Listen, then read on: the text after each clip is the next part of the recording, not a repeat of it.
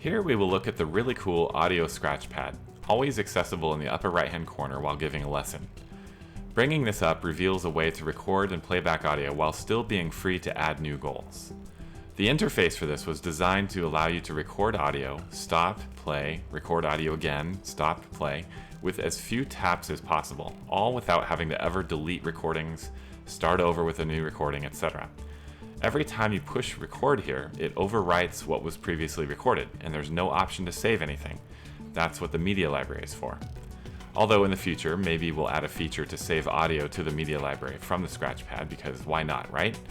But primarily, the audio scratch pad is devoted to recording your students every time they play a piece of music, just in case you want to review the recording with them. I use this feature constantly. Most of the time, we don't review the recording, but when we want to review something, it's always there, ready to go, without the hassle of having to switch between apps. A couple other things. First, if you swipe the entire screen to the right, it will let you view lessons from past weeks, flipping through the student's goal book as if it were a paper notebook. Take note that the top bar changes to a darker blue color when you're viewing lessons from the past. Flipping back the other way gets you back to the current lesson you're giving.